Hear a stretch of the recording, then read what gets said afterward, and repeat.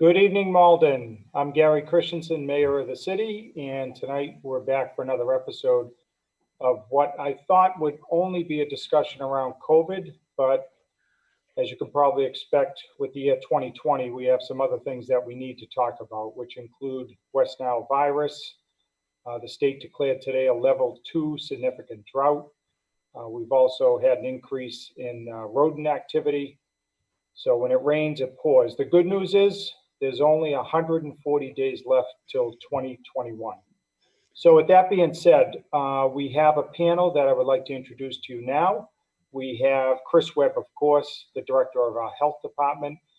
And then someone that did such a good job on the last show, we have her back, and that's Dr. Kourtney Nickerson, who represents us on the Board of Health. And then finally, a fan favorite, Christian Lanphere, Cambridge Health Alliance Safety Officer and Emergency Management Director. I also want to make sure, as I always do, to thank Ron Cochran, our Communications Director. And then finally, this does not happen without the help and support of Malden Access Television. So with that being said, let's hear a few words from our panelists, and then we will get into this evening's show. Okay, Mr. Mayor, I think we're going to go around the horn here. Let's start off with our Public Health Director, Chris Webb. Good evening, everybody. Glad to be back, Mr. Mayor. Thanks for doing this. I think it gets a lot of good information out there. Today's case count is 1,349 with 85 deaths. That is a small uptick from yesterday by 2 cases. Right now, our average daily rate is 5.2 cases, which puts us in the yellow category. That's a new designation the governor's given each city and town. You can be red, green, white, or yellow. We happen to be yellow, which is a good place to be, but we could be much better. And if we do the things we're supposed to do, masking, washing our hands, staying in small crowds, staying with people you know, we'll get that number back down. We do expect to see the number go up and down a little bit, and it did give us a little concern, but we're starting to understand some of the dynamics involved with that number. We do have 3 positive pools of West Nile virus. The test samples were very small. The mosquito population is very low, so it's very difficult to get a large sample, but we got enough sample that we could test all 3 pools as positive. The drought is helping. Obviously, mosquitoes breed in these types of mosquitoes breed in water. So if you have water on your property, we'd ask you to to dump that water out and collect new rainwater as the season goes on. Keep your pools chlorinated, keep your koi ponds neat, clean, and orderly, and the water flowing, those kinds of things.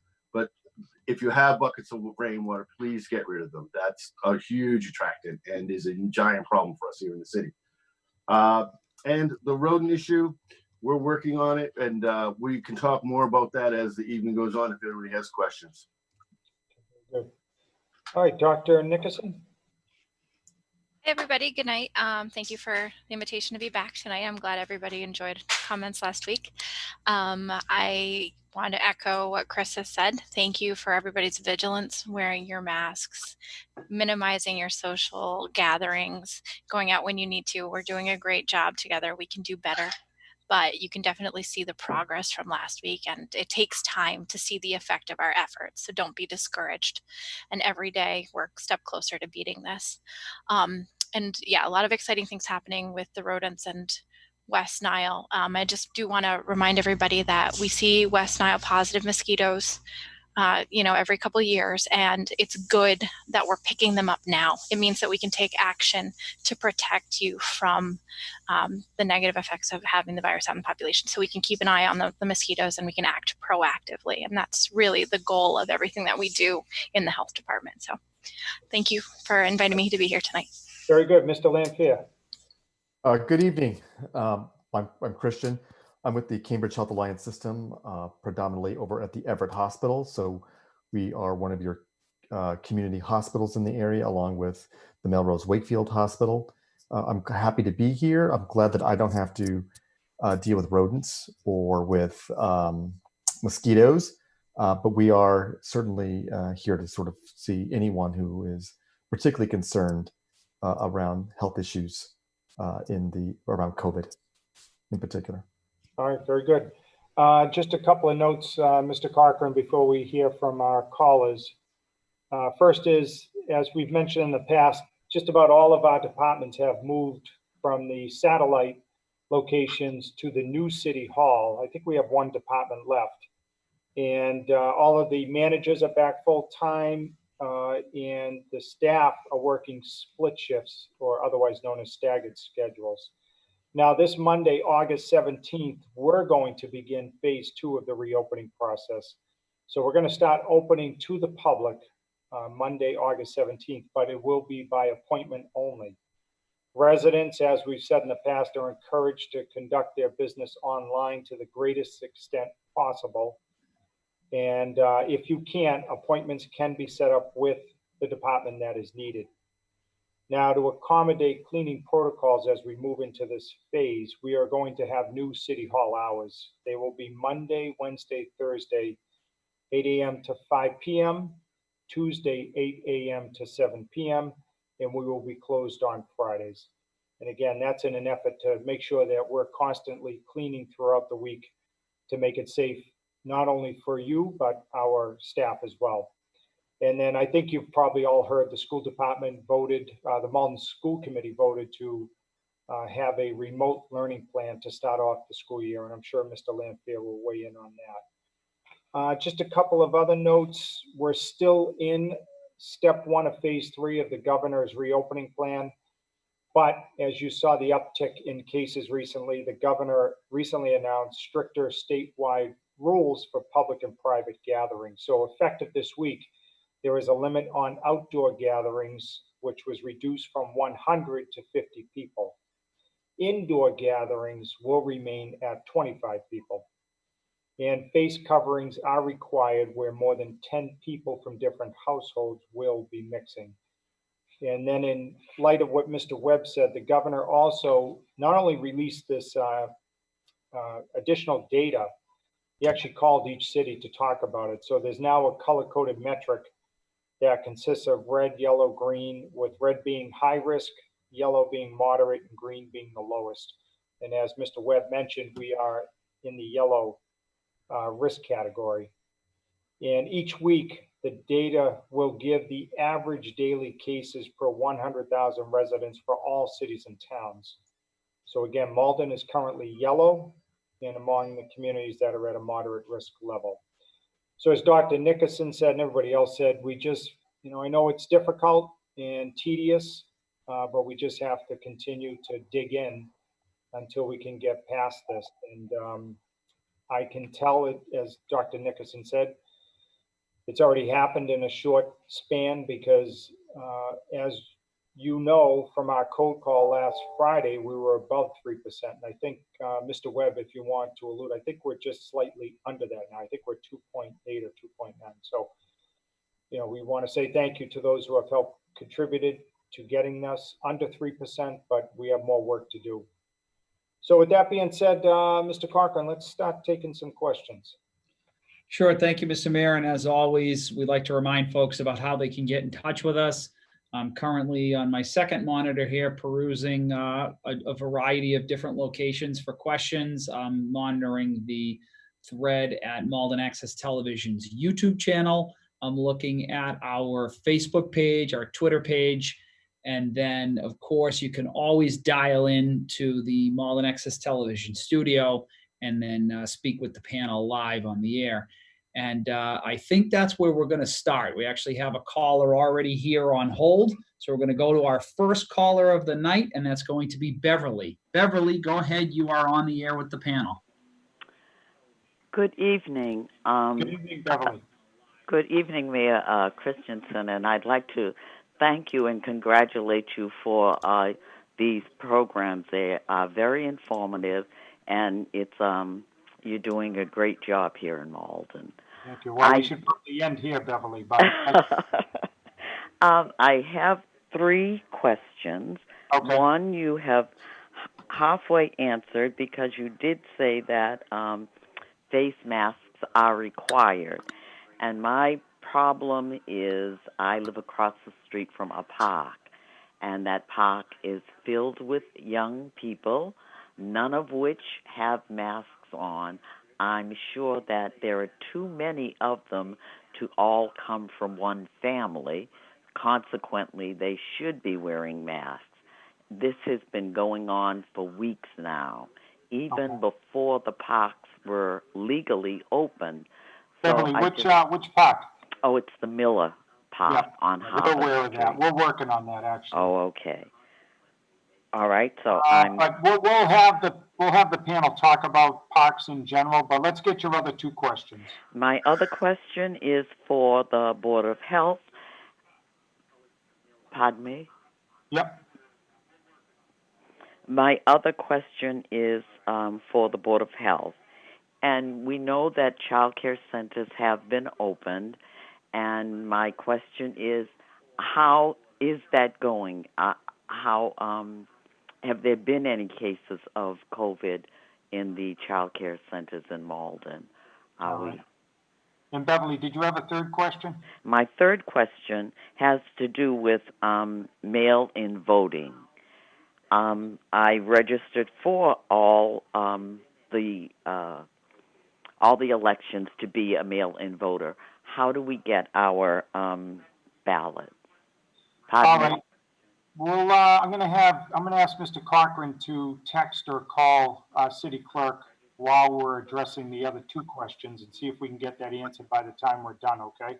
Very good. He'll reach out to Mr. Lucy while we're on this call to see if we can address that for you. In the meantime, let's go to Mr. Webb about the parks. I'm going to have Dr. Nickerson talk about the child care centers and Mr. Lanphere talk about both.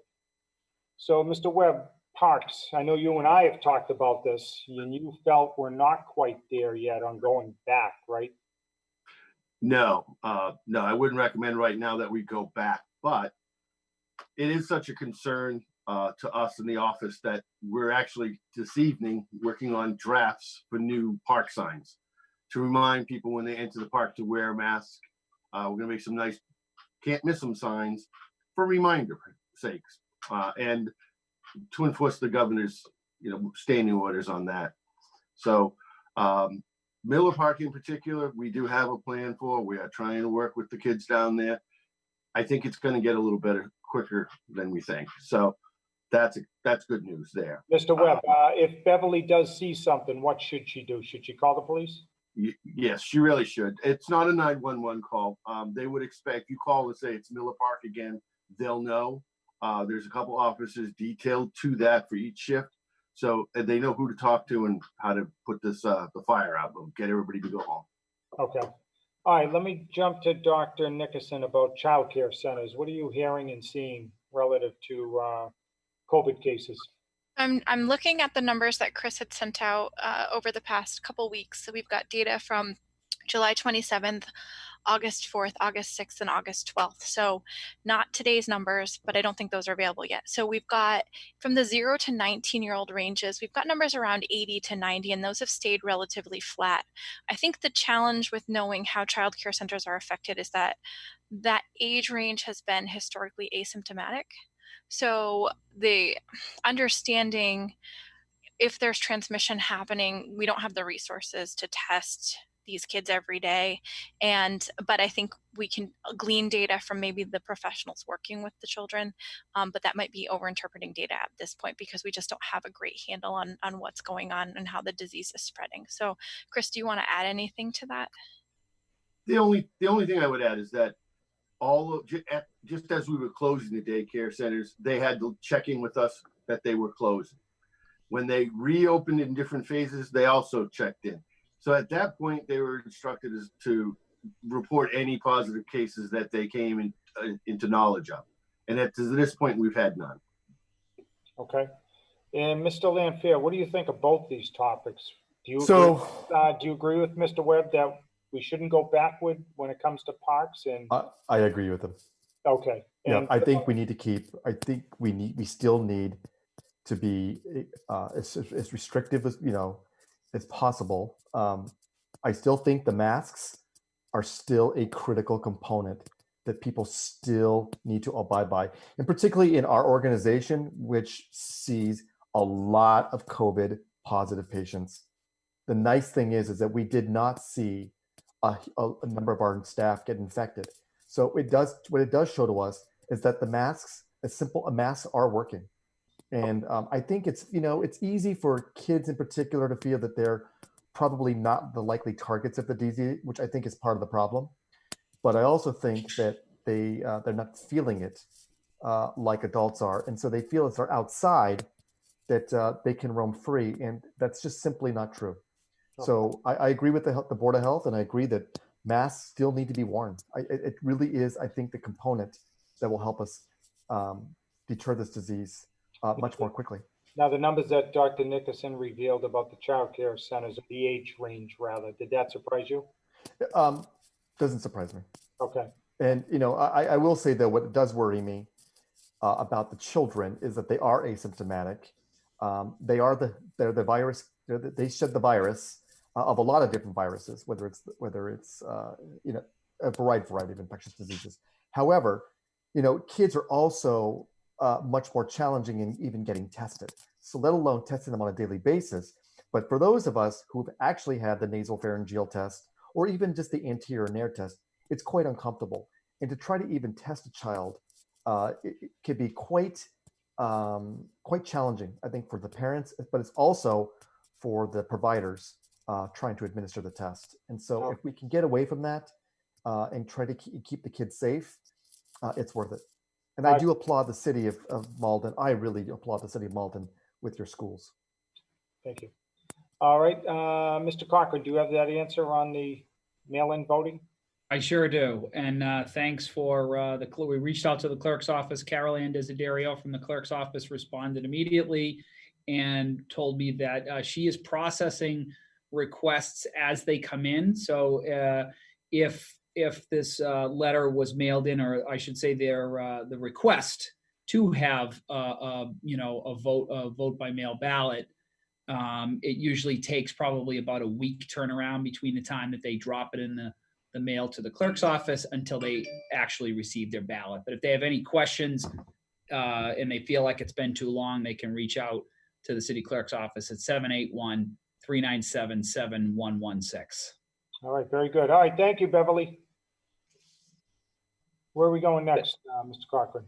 All right, I think we're going to do here, Mr. Mayor. First of all, we mentioned masks, and I wanted to give a little shout out for the Gallery at 57 on Pleasant Street, who just tweeted recently, just to quote the tweet, we have pleated cotton face masks with filter pockets. So it looks like they are going the artsy way with masks. So if that was what was stopping you, you have no more excuses. You now have a artistic or artisanal mask ready for you in several styles. So please visit them on the web on Twitter, the gallery at 57, or you can reach them on the web at galleryat57.com.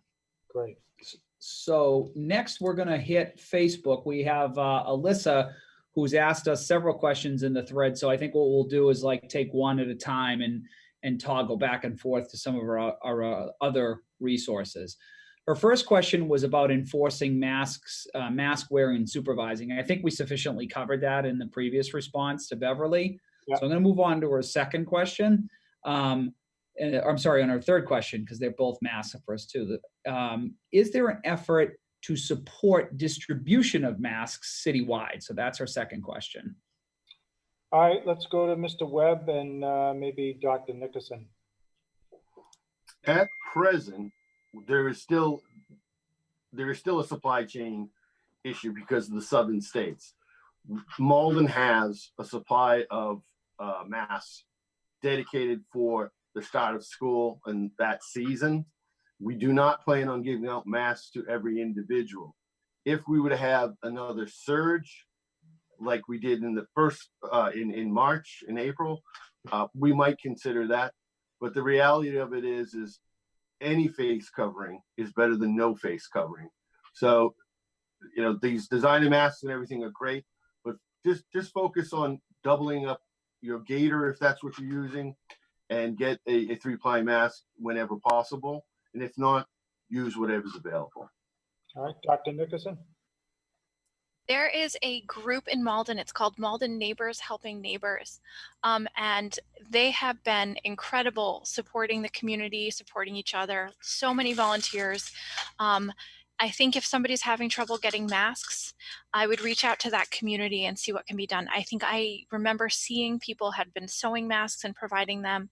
But I think that that's a phenomenal resource. So if we're having supply chain issues, we can lean on each other. And that's how we're going to get through this. And Doctor, do you have that website address for them nearby? I know there's a Facebook group, and that is Malden Neighbors Helping Neighbors, all written out. And one other resource, Mr. Cochran, for Alyssa, if she's in a pinch, I know Glenn Cronin, who works closely with Chris Webb from our emergency management department, has been assisting people who have no other means. And he can be reached at G Cronin.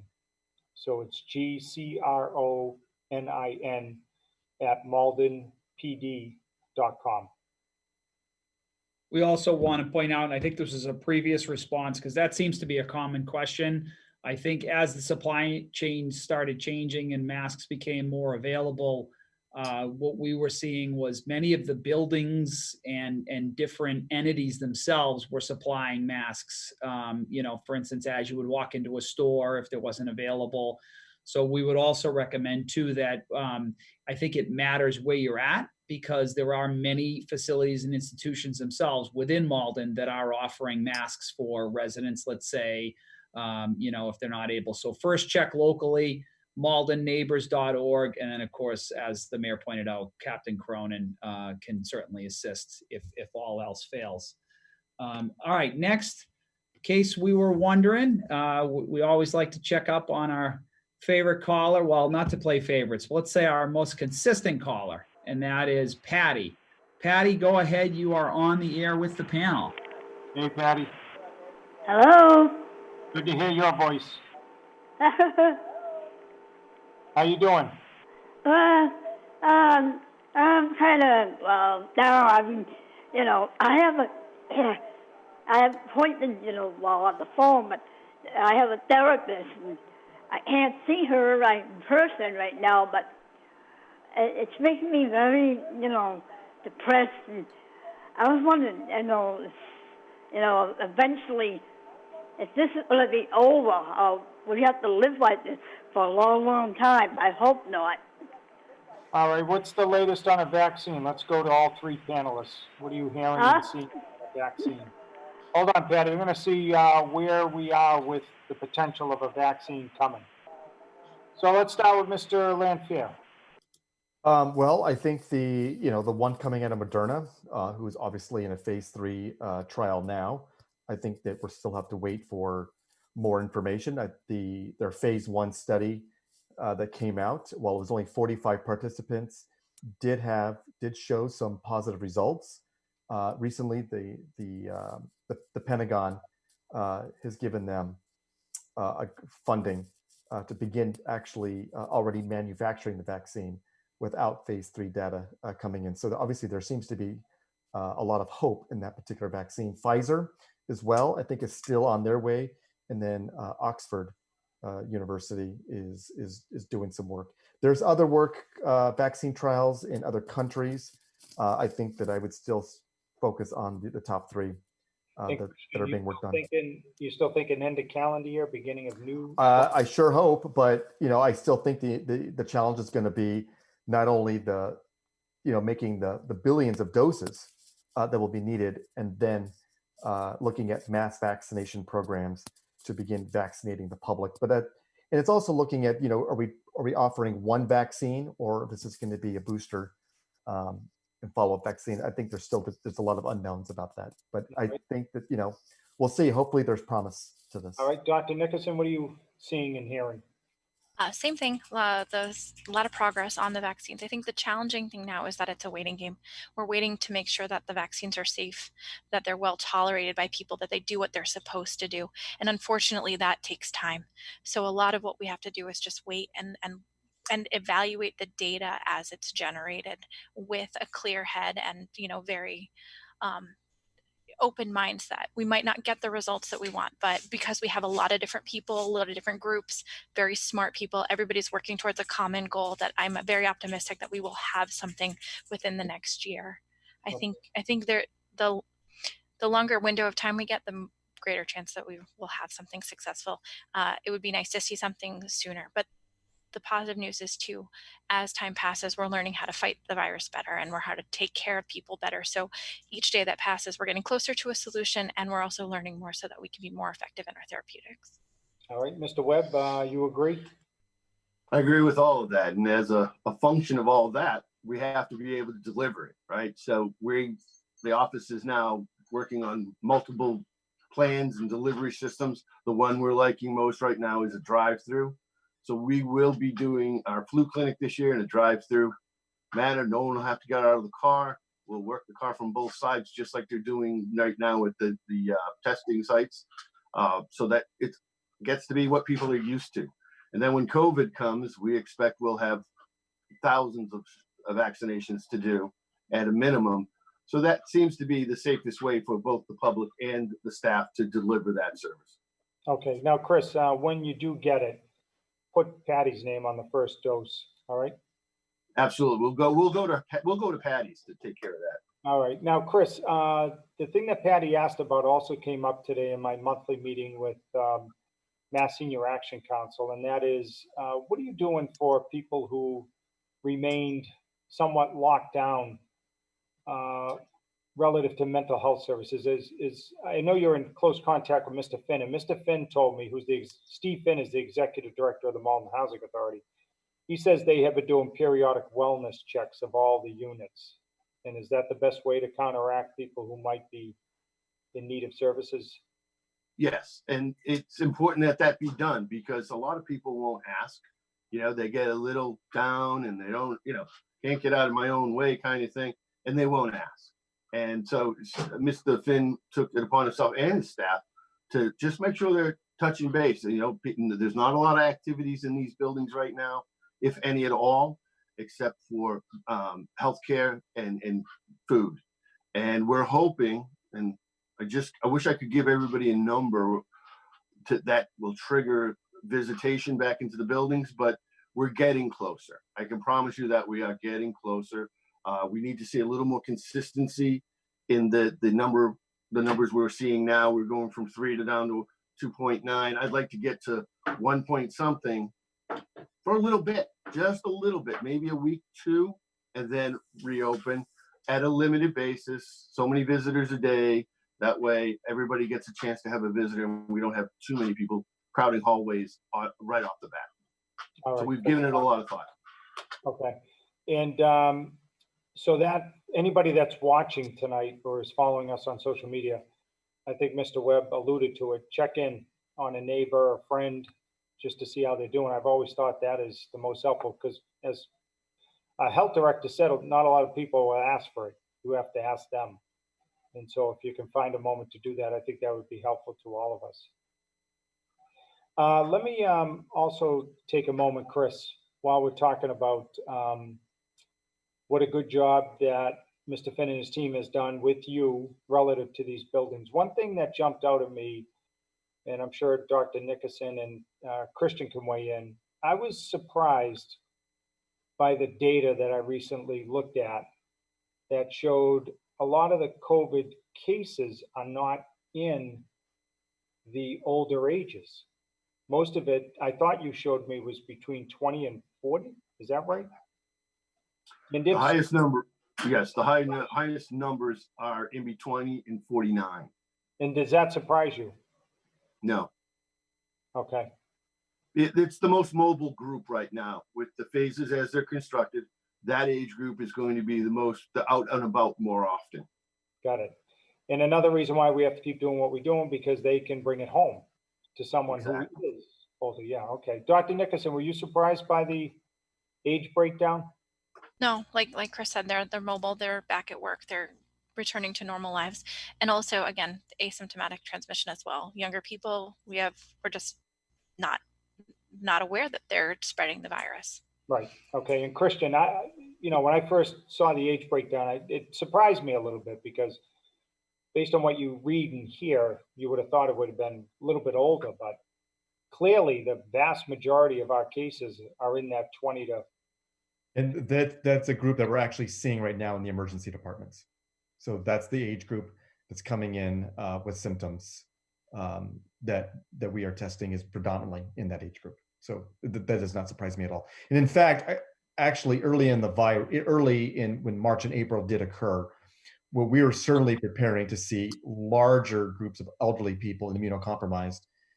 We tend to see we saw people in their 30s and 40s and 50s predominantly. And so this doesn't surprise me that we're seeing this age group for a wide variety of reasons. One, we have history with it, but also that's the group that we're most commonly seeing now, both at our testing tent and in our emergency departments. Interesting. Okay. But they are also the group that is asymptomatic. Many of them are being tested to go back to work, and they're learning that they're positive. They would not have actually come to the testing tent on their own. They came here for a reason, but we're catching them, and that's important. Yeah, right. Okay. All right, Patty, hang in there, okay? I know Councilor Crowe will check in on you. All right, Mr. Cochran. I think Patty actually called back in, so we're going to have her just hang on for a minute till we get to. Sounds like she has a follow-up question because we have to go cover some. We got a lot of ground to cover here because we got questions coming in on all facets. So let's try to rifle through some of these. Let's head back to the mosquito world. When we posted our announcement just about 2 hours ago, we're updating the public on the positive tests. Many people replied spraying. How come we aren't spraying? And I assume what they mean is the fogging or whatever. Maybe you could comment on that, Chris. Yeah, and Chris, could you also comment, because I was thinking about personally going, door to door today, where we laid some of these traps, and then you quickly reminded me that the state, despite us having some positive reads, we're still a moderate in terms of what they see for us, right? Yes. Explain that as well in your response. Can you explain that as well in your response? Sure. The process we're using is trapping mosquitoes in various locations where we know or should have reason to believe there is West Nile virus. So those test sites have historically done us very well. We added a new one this year in the Deborah Park area, and it's proven to be very effective. But keep in mind, we're only catching 15 or 20 mosquitoes. 15 years ago, when we started this process, and we've been trapping that long, we used to catch 30,000 mosquitoes a night. We'll never see those numbers again because we're lopsiding the storm drains and knocking the population down. That's the most standing water that we have that doesn't move at all or isn't changed by rain. So we've addressed that. We aren't going to spray because you don't want to introduce more pesticide into an environment than you need to. And the mosquito numbers don't warrant that. If like West Nile virus, like any virus, the best thing you can do is limit your exposure. And the best way to do that is don't go out between dusk and dawn unless you have to. And if you do, use bug spray with DEET. Try and wear long sleeves if you can, if you're running to the store for milk. These temperatures aren't helping, but be ever cognizant of where, bodies of water or stagnant pools of water, there are going to be mosquitoes breeding. Stay away from those areas and reduce all the water you can on your own property whenever you can. This drought is helping a great deal. And Mr. Webb, when should the residents expect to see some relief? Did you say first frost?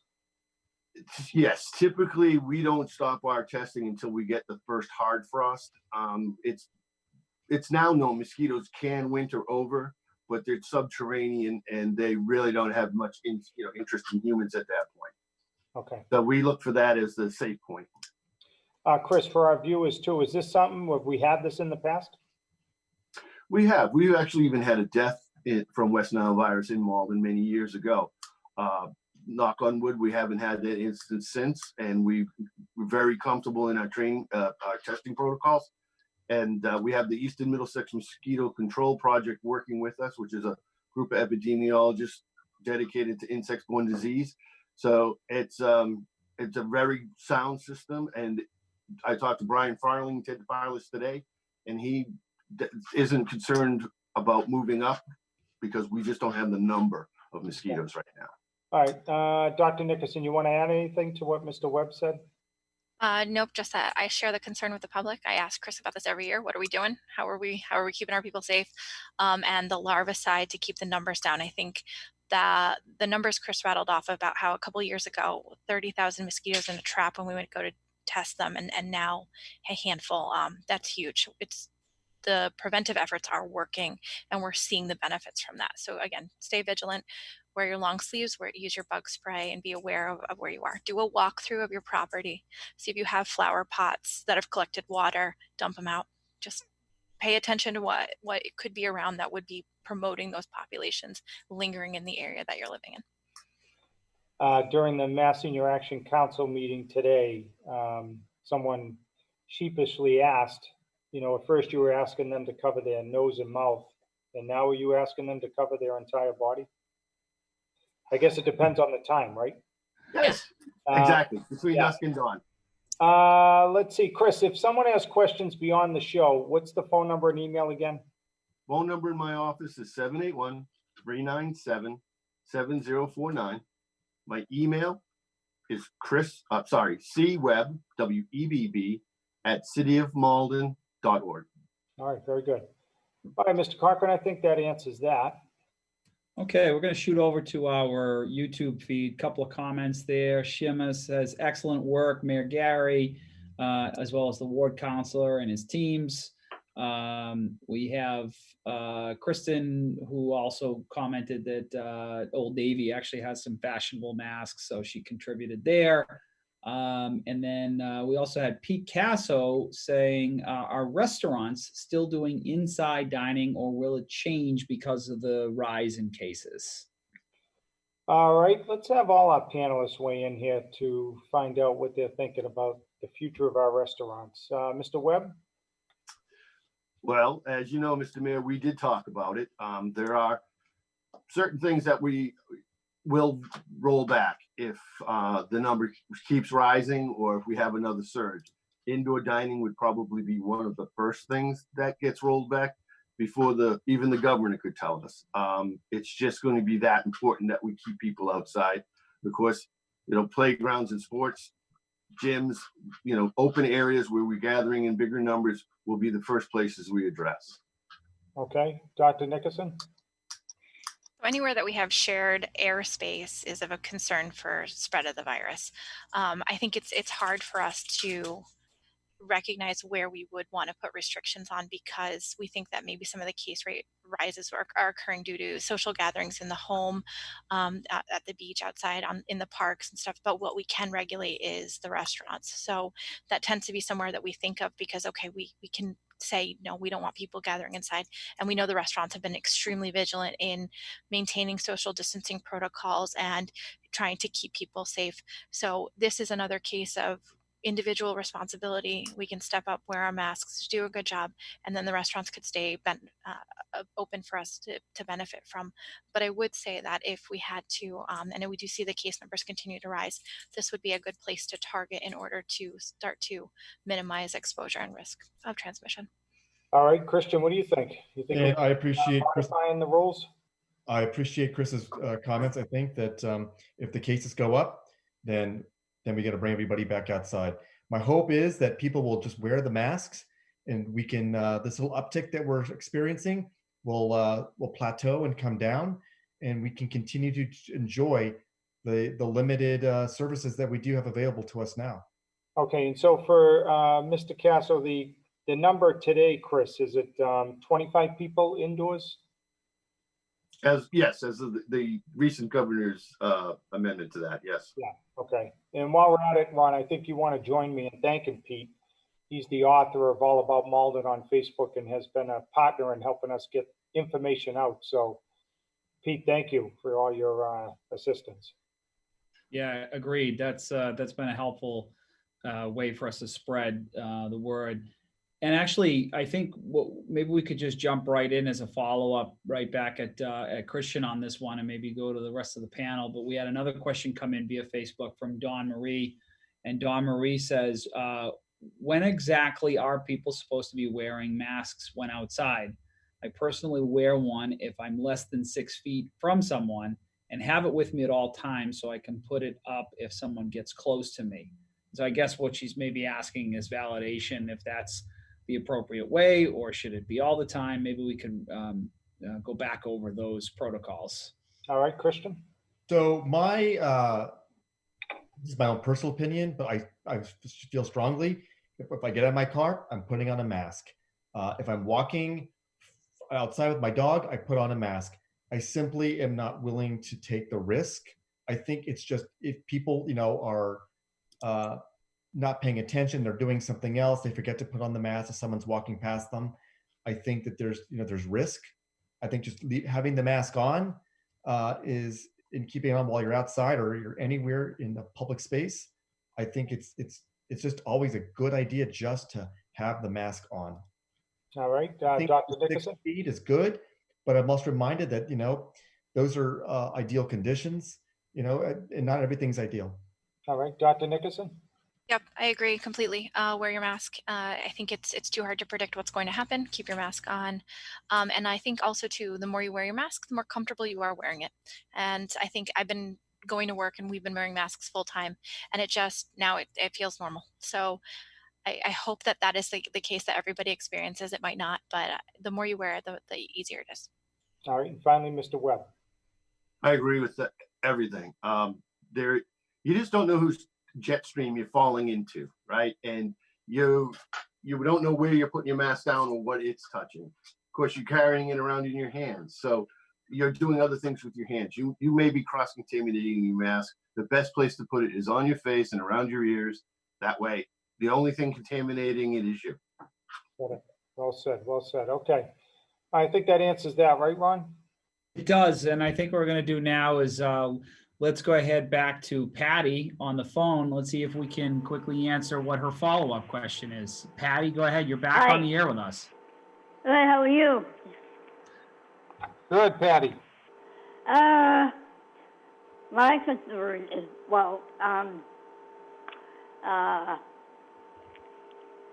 I have a therapist, and if I have anxiety, and stuff. And, I do talk to her on the, not face to face yet, but the phone. But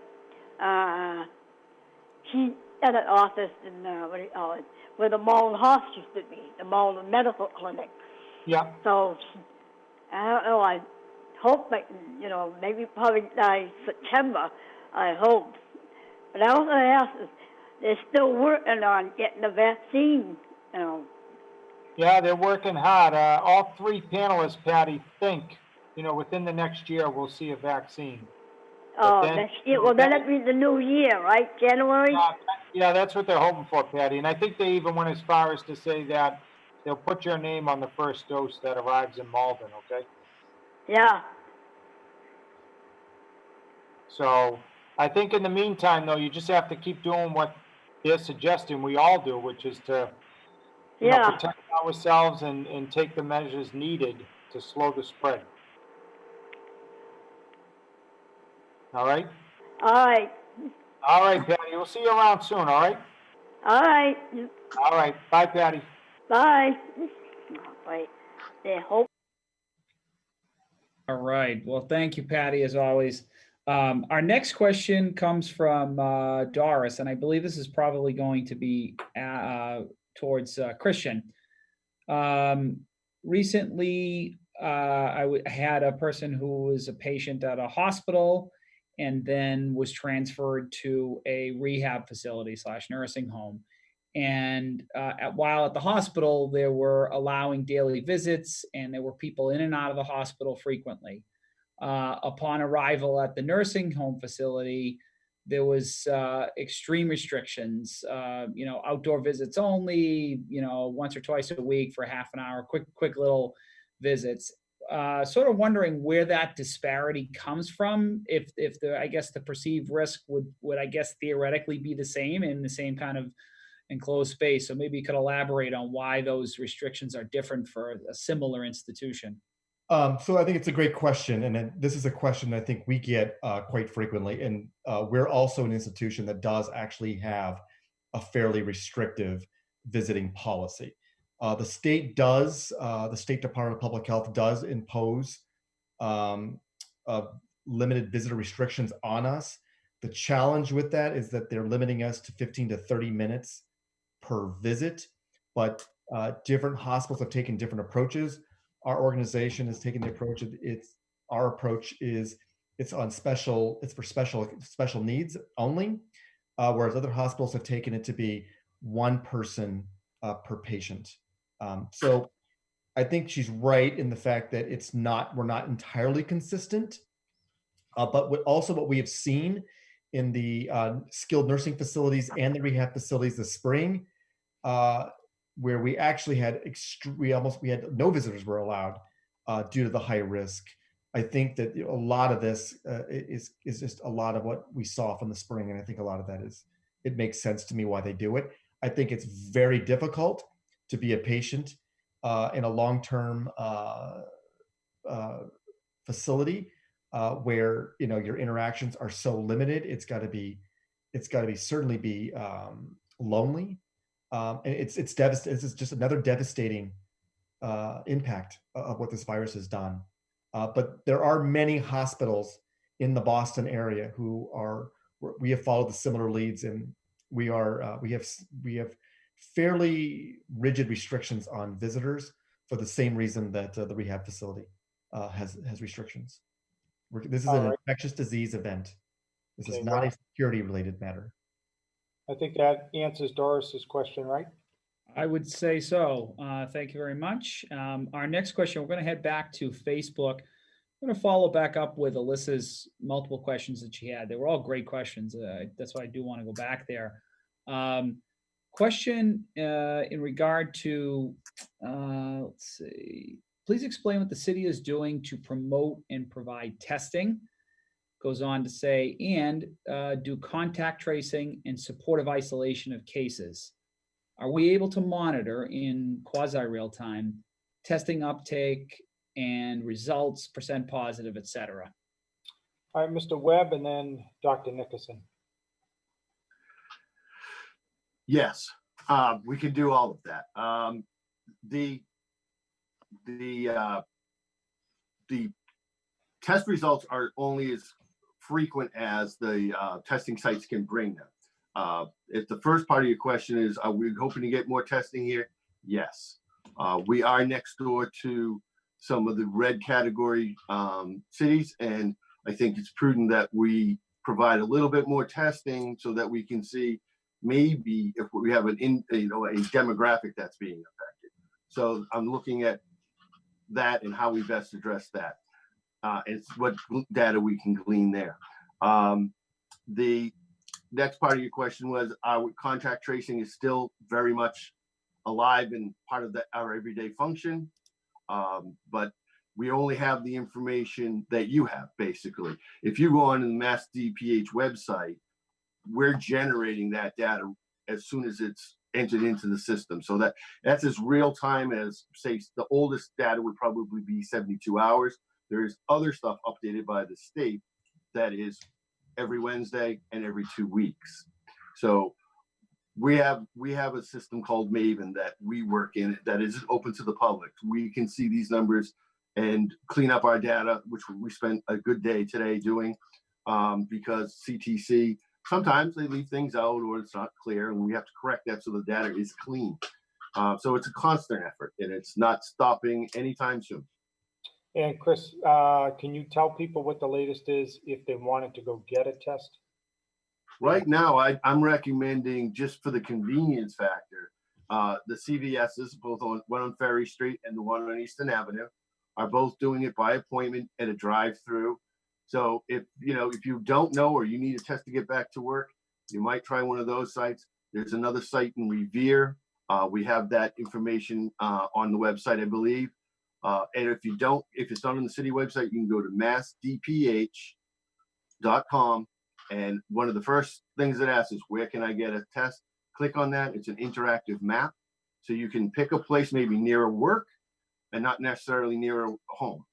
It's a great resource. And Ron, can you make a note? Because I think what Alyssa is saying is, can we promote that? So what Chris just described, that's probably would be helpful to our residents. Yep. So definitely we're way out in front on that one. We actually posted that link at the beginning of the week. So that is on our website at cityofmalden.org/COVID-19 or cityofmalden.org/coronavirus, or you could just jump online and click on the coronavirus link on the front of our page where we have all that stuff. Okay, Dr. Nickerson, you still buying it? Contact tracing, you believe in it? I do believe in it. I believe go get tested, know your status. With the number of asymptomatic carriers, we would encourage people, if they have the means to go get tested, and then contact tracing. So we know that our restaurants are doing it. We know that we've been pushing it in the city to make sure that we're keeping an eye on where people are going. So again, go out if you have to, but be mindful of what you're doing, where you're going, who you could be exposed to. And remember, if you do get sick, you're going to have to walk yourself through what you did the past 2 weeks and who could you have possibly exposed. So just be mindful of what you're doing and how it could affect others as well. All right, Christian, you're still a fan, right? You've always been a fan, I think. Yep, big fan of testing, but I think also the contact tracing is really where it's at. I think that we're not going to be able to test every single person, but I think that we can really aggressively go after those. If someone's positive, I think we can go after those people who have been in contact with that individual and get them tested so that we can limit the virus. I really do believe that the contact tracing has really become a key arsenal that we have. Okay, thank you, Alyssa. Those have been some great questions. We thank her. And as always, questions that you have after the fact, you can certainly message us on our Facebook account, or you can email info@cityofmalden.org, and we'd be happy to address any of your questions that you didn't get a chance to ask the panel. We are running up against the end of our show, so we always like to give folks some time at the end, our panelists some time at the end to give a little bit of a wrap-up statement. But actually, before we do that, we do want to take one last caller. So we do have Bonnie on the line, and we'll take your call. Bonnie, go ahead. You are on the air with the panel. Hey, Bonnie. Good evening. Hi. I just had questions about the private schools, but more specifically the charter schools. I'm in the charter school high school neighborhood, and I'm hearing that they have a choice to go back to school. These students walk by my house, walk by my mother's house. They walk in our neighborhood. I'm just didn't know how the city can enforce, and if they can enforce, like masks being worn walking in the neighborhood. They go to Deborah Park, they go to the Emerson School, they go to the establishments like the Petros, Big A, Monkey Tea. I'm just wondering if we have any control, the city, of how they are acting outside of school with the face masks or anything like that. I don't know if Mr. Webb can speak to us about that. Yeah, why don't we do that? Because that has come up elsewhere too, Chris. So why don't we explain the role of the Department of Elementary and Secondary Education? Right now, the Mystic Valley Charter School and all schools, whether they're public, private, or charter, they have to submit plans. And they are being reviewed by the Department of Public Health and DESE in a combined review process.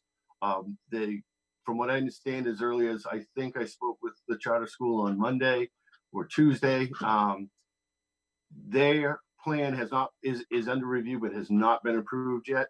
They're telling me that they do plan on going back with either a hybrid or a full session. They have a lot of things in their plan that they didn't share it with me, but they mentioned a few items. I'd be very curious to see if it passes. I think there's going to be a lot more work to be done around just clarification issues, I think. But as far as the kids walking to the different parts of their campuses, part of their plan does include them wearing masks. They're not immune from the governor's requirement that when you're in public, you should be wearing a mask. They the entry into Monkey Tea and some of the restaurants on Highland Avenue and other places is still governed by the indoor allowance and the outdoor allowance. They're going to be taking probably a lot of online orders for kids to pick up. So they'll be taking things curbside for a while. It will be making sure that they have a plan. As soon as the plans do get approved, of course, we'll get a copy at the health department, and we'll start putting health inspectors in key locations to make sure that they can meet those requirements. Okay. All right. Thank you, Bonnie. And now let's get some closing statements. Ron, any particular order, or? We go reverse order here. Let's start with Christian. Well, again, I want to thank you all for having me again. I actually really enjoy your show. I like having the different conversations and allowing the public to ask questions and get a correct answer. And I hope that we can get past this sooner than later. I do enjoy seeing things open again, but I also realize that we're still in this fight, and we still have to keep doing what we're doing. And for everybody's safety, let's just keep at it. Wear your mask and wash your hands. All right, very good. Okay, next we'll go to Ms. Nickerson. Yeah, thank you again for having me tonight. Community, thank you for your wonderful questions, your hard work, your vigilant efforts, for wearing your masks, for wondering more about what you can do better. I think that the people that are watching, that are staying informed, know what they're doing, and I appreciate it. Communicate with your neighbors, check in on them, make sure they're doing okay too. We're going to get through this one day at a time. I'd agree with Dr. Nickerson. Really, right now with this, as long as this has gone on, and believe me, I feel it as much as anybody else. And I'm constantly aware of the decisions that we make and the impact it has on people. To some degree, there are some impacts I can't even possibly imagine. And for those, of course, we're sorry, but they're necessary. And I'm going to beat that drum like I always do. Wear your mask. Be helpful with other people. Worry about yourself. Okay. Don't be the mask cops, that we have plenty of those, okay? Be kind to your neighbors, talk to each other, inform each other. And if you can't agree to disagree. But wear your mask when you can. It will protect you. Let the other person worry about themselves. I'm getting a lot of calls on that, and we are getting out to the parks. We will continue to try and educate as many more people as we can. Like I say, I have a poster campaign coming up for the public spaces. Run it by the mayor. He hasn't seen it yet. You're all hearing about it first. So hopefully that will help encourage good behavior and friendship. That's our plan. All right, very good. And I want to thank our panelists, as always, along with Ron Cochran, our communications director, as well as Malden Access Television. To the residents of Malden, this is a test. It's a long test. I mean, first COVID, now West Nile, level 2 significant drought, rodents. But if I know our community, we will pass the test. So let us continue to work together, and we will get through this. So on behalf of everyone, thank you for tuning in, and we will be back next week. Do we have a date and time yet, Mr. Cochran? We're still working that out, Mr. Mayor, but we will post that to all our social media as soon as we firm that up. All right, very good. In the meantime, stay safe, everyone. Good night. Good night.